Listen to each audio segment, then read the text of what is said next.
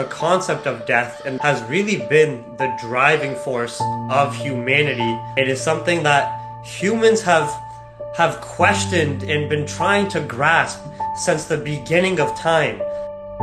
When you're looking at the timeline of the universe, the overall timeline of the creation of Earth, which is billions of years old, the timeline of the civilizations, thousands of years old. When you're just in tune with your day-to-day existence, life can seem very long. You're really relating it to the universe, the time Earth has been around, and humanity in various civilizations through history.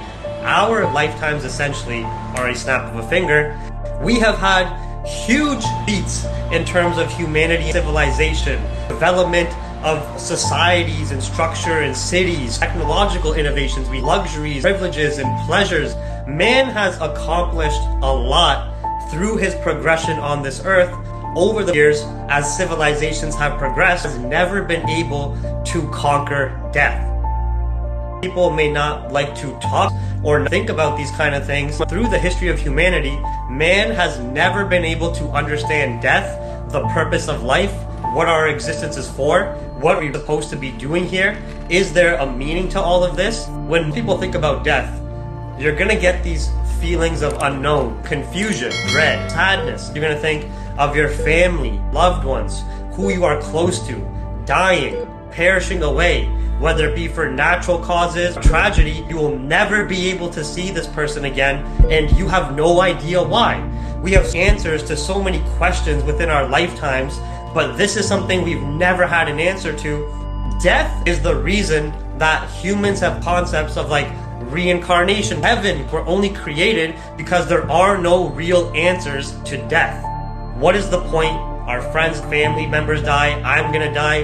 What's the point of being healthy, bringing value and information to? What's the point of having this career, family, reproducing and having children? What's the real point when our existence is meaningless? There's two pathways you can take when you first start to think about the concept of death. It's extremely critical which pathway you take, because that is going to primarily dictate the sustenance and the progress of your life. And if you're either going to live a fulfilling life with the short time we have here, or you're going to live a mediocre life. The fact that humans die and are only on this earth for a short period of time is what makes life itself precious. Live a life that brings you joy, a life of fulfillment. When you do die, not have any regrets. You lived the life to the fullest extent. Our modern society does not cherish human life. We have all of these global issues such as famine, poverty, child labor, child soldiers, wars, all this induced death. Humans are the only animals on earth who kill each other. Majority of animals that kill will kill to hunt and eat, or will kill to protect themselves. In the pursuit of profit, of control, the 1% who controls the 99% do not cherish human life. That's why slavery, wars, famine, social hierarchies exist. That's why the monetary, political, educational systems exist. It's not a utopia. We're going into a point of society where it's almost a dystopia. Majority work a job that they hate, they are stressed out, and make minimum means to support their cost of living. Survival is linked to the dollar. People go through this preset education system and get pushed into becoming a worker. They finish their workday, they are stressed, angry, they feel like shit. Society pushed to chase simple pleasures. Simple pleasures like eating like fast food, being addicted to various substances like alcohol or other drugs, constantly being on social media and consuming mindless entertainment. What do all these pleasures have in common? They all slowly deteriorate the human life. But they continue to fuel the power and resources and pockets and control of the 1%. People don't realize that the leaders, politicians, people in power in corporations, the bureaucrats, lobbyists, the people who you think have your best interests in mind actually have it the complete opposite. They would much rather exchange your human life to fuel the pockets, control, and power of their families. There's always been a smaller percent of the population controlling the majority abusing and exploiting these concepts related around death.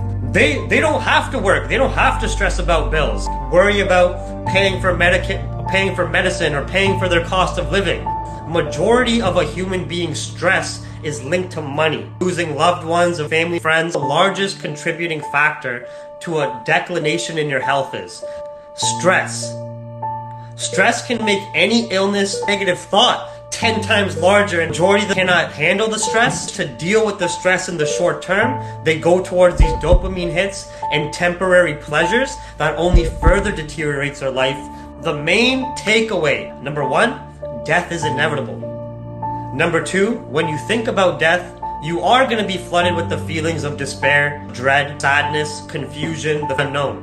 Look to the optimistic side of how precious this life is. Start acting in accordance to that philosophy.